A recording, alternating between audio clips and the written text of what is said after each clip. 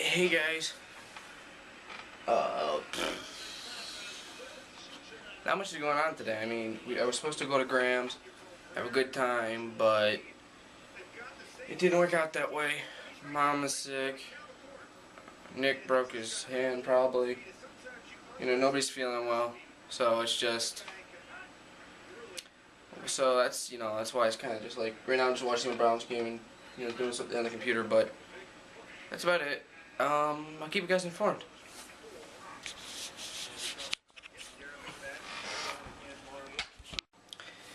Alright, hey guys. So like I said, not much is going on today. I noticed these things are getting kind of boring, and one of the things I'm doing is I just uploaded my new music video, the one I've been talking about, for a good month now. I finally got it uploaded. So, there's that, and then there's... Alright. One of the sides you haven't seen of me is... Well, you'll find out. I'm going to either start, until about December, including these vlogs, with the days where I don't film much, like today, where it's like, maybe 1 or 2 minutes, I'm going to talk news or politics or economics and my take on it and, everything else. And it's kind of interesting because I'm no news journalist, I don't have a degree in business and economics. I'm a 16-year-old looking at the world as it is. So, here goes nothing.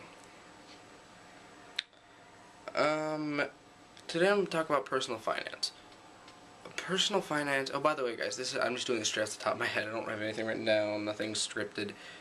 I don't like doing that. Now, if I have my own show here on YouTube, I'll probably do that a little bit. But it'll be more open-ended ideas. So, personal finance.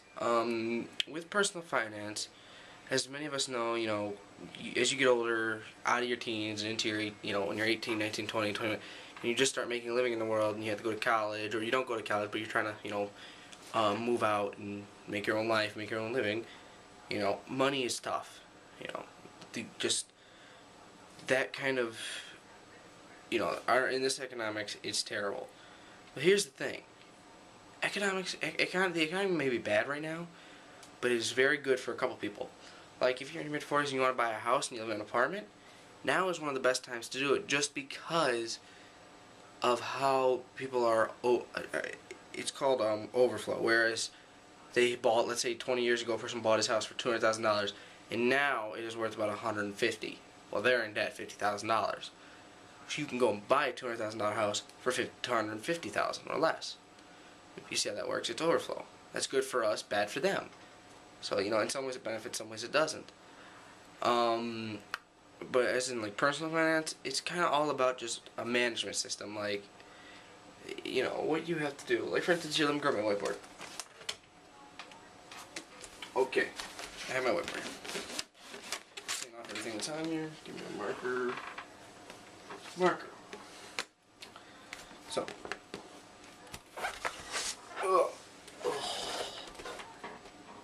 let me move the camera a little bit. Maybe a little bit upwards. There. So we have here. Let's say you're starting off fresh. You have no debt. So I'm writing here. Debt equals 0.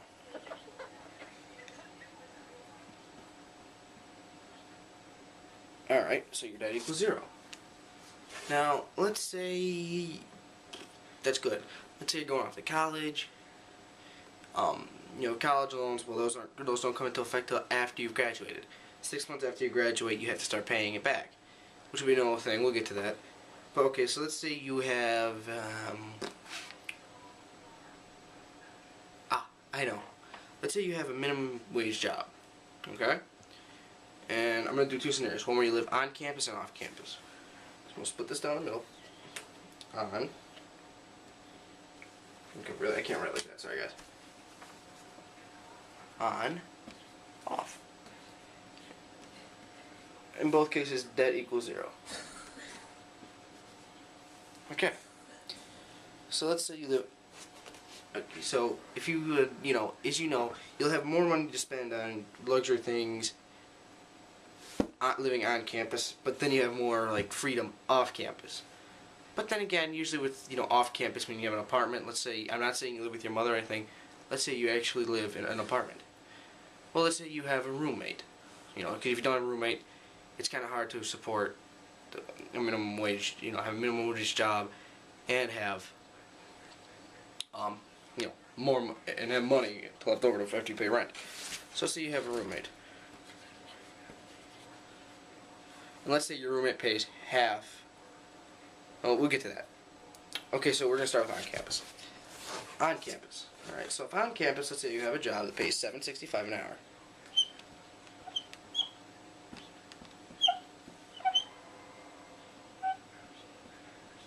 Alright. And it's a part-time job. You can't work full-time because you go to school. So let's say you put in, let's see, an average of 30 hours a week. Still, yeah, it's still a part-time job. So you have 30 hours.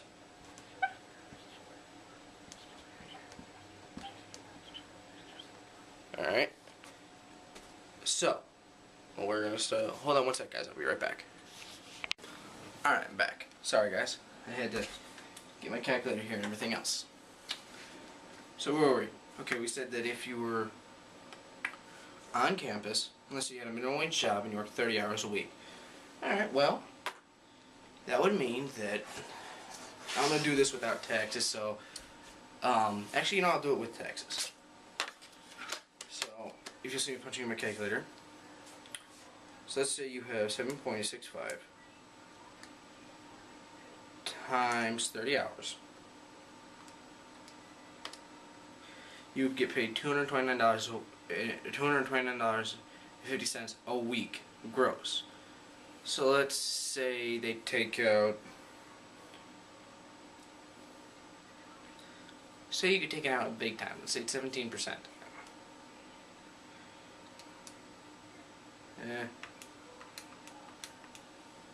0.17. Dang you stupid calculator. Times 0.17 equals. So that means that your tax is $39.15. So let's take that out of 229.5 minus 39.01. Oh, I'm sorry, no wait. Your taxes are $39.01. So equals.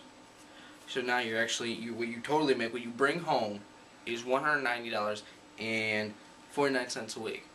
Okay, well, let's say what you make yearly. Then we know that there are 52 weeks in a year. So let's multiply that by 52. You will make roughly $9,905 a week, or a year. Not a lot of money. Very, very, very small, minimal amount.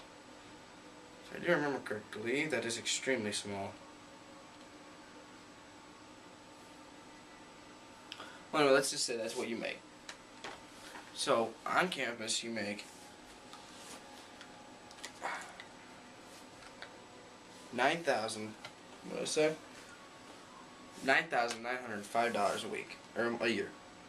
So you make $9,905 a year. Alright, so there. That's how much you make.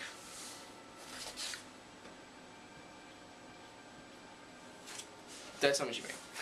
So, let's say, what are the average costs for us today? We don't have rent. Don't have cable. You don't pay for anything like that. So that's the nice thing. So all you're really paying for is, let's say you have a car, an older car. Let's say it's paid off. It was like a junk. But let's say that costs you, I don't know, $25 a week in gas.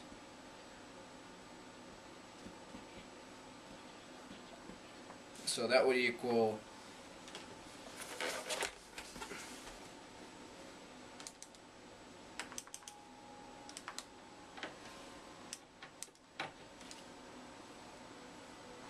$1,300 a year.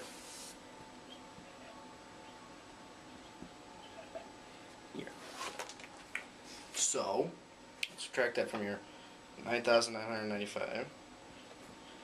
Or $9,905 a year minus 13. That equals 250.6. $8,605 you have left. So you've paid for gas. You still have that much left.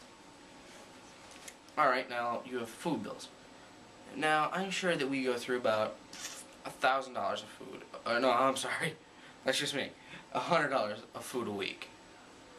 So that means that's easy calculations. 100 times 52 equals 5,200.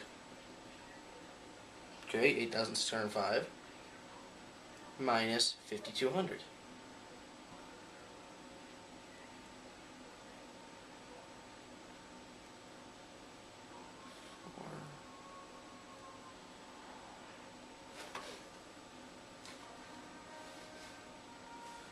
$3,405 left. So after you've paid for food and gas, which is the main two things that you pay when you're on campus, that's what you're left with just to spend on whatever you like. Let's say you want to go out to dinner. Let's say you want to do some nice things. You have $3,400 a year to do with. Now, granted, that is not much money. And there's a lot of other amenities like clothes and things like that, which would cost you a lot of money. But you have some. Let's say you have some clothes. And you always get those emergency funds. But the way to keep yourself out of debt, even in college, is first off, when you see things like credit cards, a lot of kids these days are getting credit cards. It's not a good idea unless you know how to micromanage. If you don't know, don't do it. Because you will run up that bill, and those things get you terribly. Like, let's say you get a $500 credit card. Let's say your first time, so guess what your interest rate is? It's not no 2%. It's like anywhere from 15 to 35%. Let's say you get the worst end, 35%. Okay, let's say you max it out, 500. Now you're gonna have a minimum payment, which is, literally like, I think about, what is it? Here's how credit cards work. It's after every month, whatever that balance is, let's say it's 500, they will add 35% to it. So let's say your balance is 500. 500. Let's say times 0.35. Your new balance becomes $675. Now, and that happens every month. It just keeps adding and adding and adding and adding and adding. And it's a pain. Because you'll end up owing more, and that'll actually be about your minimum payment. No, it won't be. Yes, it will. It'll be about $180 a month. That'll get you. That is why you don't want to get a credit card unless you know what it comes with. Even things like secured credit cards, where you put the money on it, it's still interest. It's still not interest, on the money you put on it. It's interest. It's like it costs this much to keep it a year. Dude, you have a bank account. They are free. Use them. They're not free, and most of them aren't, but some of them are. There's some good places. Look on the internet there. Google it. You'll find some good places. So, that's off campus. That's on campus. It isn't that bad. Now, the way to keep you out of debt, though, is to, instead of getting a credit card, take whatever you have left over, so let's say half of it, like $1,400, make sure you don't spend that. Here's a cool thing you can do. If any of you, if you don't know what an IRA is, it's a really cool little thing. It's basically, you put money into it, and it uses something called compound interest. Where it's like, say, you put $500 in it, well, every month or every year, depending on what you get, depending on how much, it can go up by like 10%. And it adds on. It's not just always 10% of 500. It's, let's say, 10% of 500. Let's say 10% of 100 is 10. It's $50, so $550. Well, the month after that, it'll be 10% of $550. It won't be 10% of 500. It'll be 10% of 550, and so on and so forth. And if you keep adding money to it, it gets higher and higher. So that's a really cool thing. Now, here's the problem with off-campus. Okay, we're going to have the same exact little arrangement here. You have a job, you pay $765. You have 30-hour work week. You make $9,905 a year. Alright. Now, let's say you have rent. Now you have rent. You live in an apartment. Rent. Let's say rent is $600 a month. Okay, let's say your roommate who pays for half of that. Well, that's $300 for you, $300 for him. So that means that you pay $300 out every month, times that by 12. That comes out to equal $3,600. So that's not bad. That's $3,600 a year in rent. Now let's say your roommate also pays for food. Well, here's the problem. Your food gets doubled, so you're paying the same. You're still paying $100 a week for food. You know, roughly. So that means $5,200. And then now you have to have a car. So what's your car amount to? $25 a week, $1,300 a year. Okay, so you're paying, let's see, you have $300. I better show you guys this. Alright.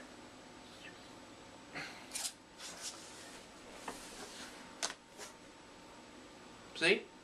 So let's say you pay, now let's look. It says you pay $300. Well, I can't write like this for nothing. Jesus. You pay $300. I'm sorry, I'm being an idiot. First off, you make $9,905. You minus $3,600 for your rent. You minus the $5,200 for food. And I'm sure if you really want to go on a budget, get rid of the food, buy ramen noodles. Really, that's a meal. And let's say $1,300 per gas for your car, because you gotta have a car. You live off campus now. So that is equal to, let's see, 0. I'm sorry, it's a 5 right there. 590. How much did you make? 9,400 minus 6, 2, 3. So minus. Yeah, let me add this up. Actually, 36 plus 52 plus 13 equals to what? 36, 8, 88, 98, 10,100. Okay, so it's $10,100 what you have to pay while you're only making $9,405.